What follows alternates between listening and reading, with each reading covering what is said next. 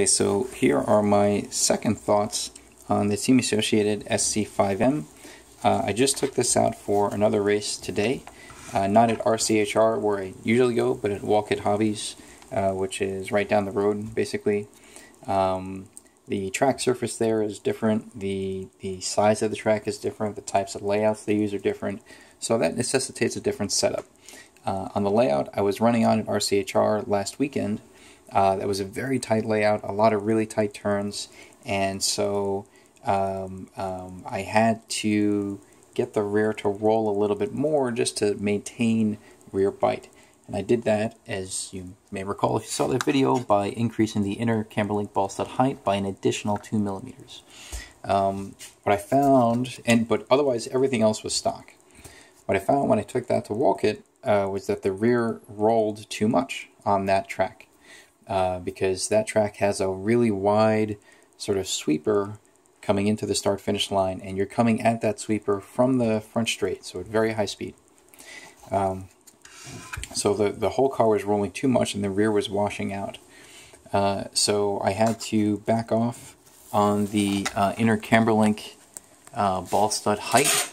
I actually backed it down to 2 millimeters total.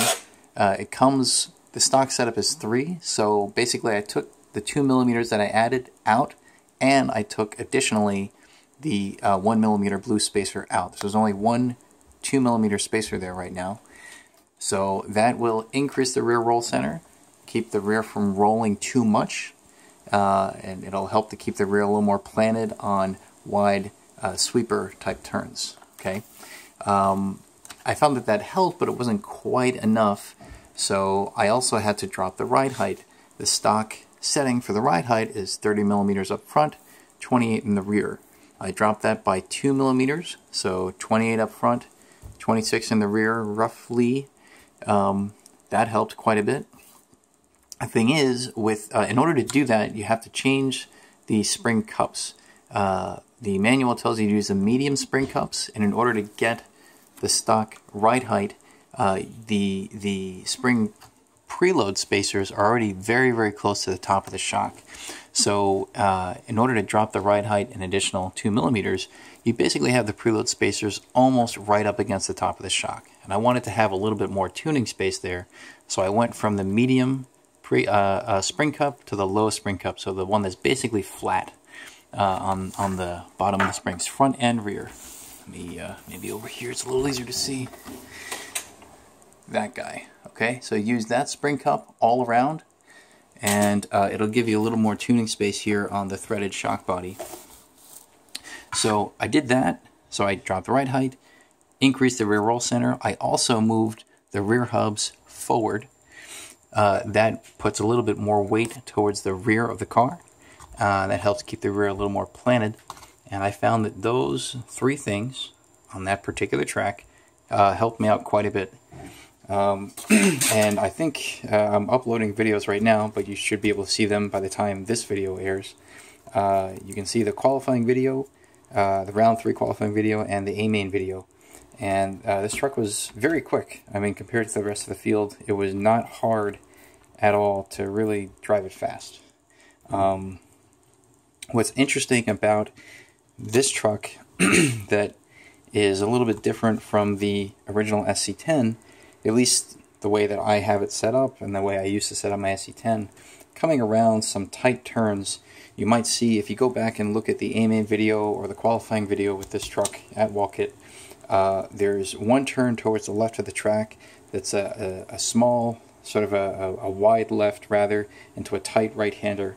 And coming around that right-hander, a lot of the other trucks were just kind of driving around that turn.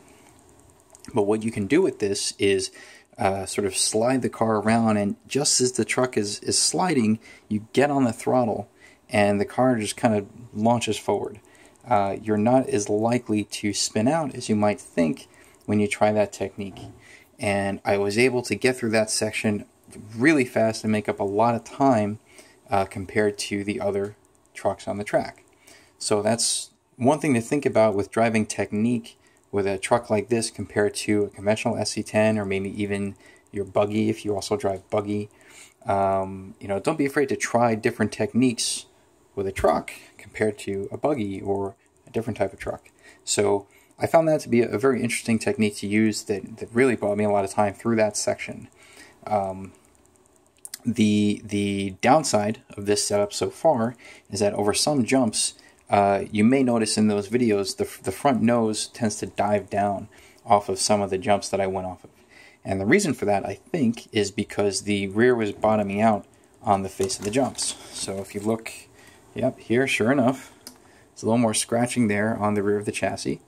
And that means that on some jumps, basically, if you're coming at the jump from full speed or full throttle, all the weight is kind of, it's towards the rear of the chassis, so it's pressing the rear down. It may not press it down all the way, but it does press it down at least a little bit.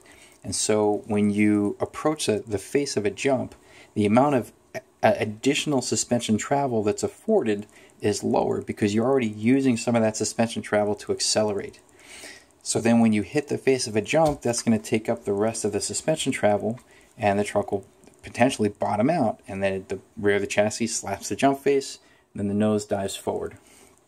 So if you are in that situation and you find that stiffening the rear doesn't help you, because I did try using stiffer rear springs that made the rear way too loose, so I'd rather go to a softer rear spring and adjust my driving style to accommodate the effect of these softer springs on jumping performance. And what you can do is, as you approach the jump, you approach at full speed, and then you just back off the throttle to move the weight forward a little bit, and then you get back on the throttle as you're going off the jump. And it buys you just a little bit more suspension travel to keep the rear from bottoming out on the face of the jump. You can't hear it in the videos, but that's basically what I'm doing. If you look as I go from the part of the track in front of the driver's stand around the hairpin, there's a double, and then there's a hairpin that goes into a double, and then down the face of that double, going into the next double, I get on the throttle, and then off the throttle, and then on the throttle again, and it buys me a little bit more suspension travel at the rear to keep the truck more or less level as it goes through the air. If I just went full throttle the whole way between the downside of the first double and the face of the second double, the nose would dive down in the air. And that's because the rear would bottom out. So it's another thing to think about in terms of driving technique when you're driving a short course truck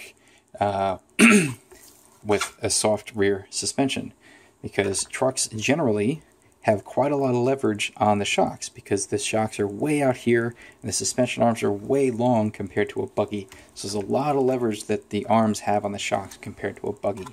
So if you're using the same type of spring rate, the same type of oil, there's going to be a lot more roll, there's going to be a lot more articulation of the suspension.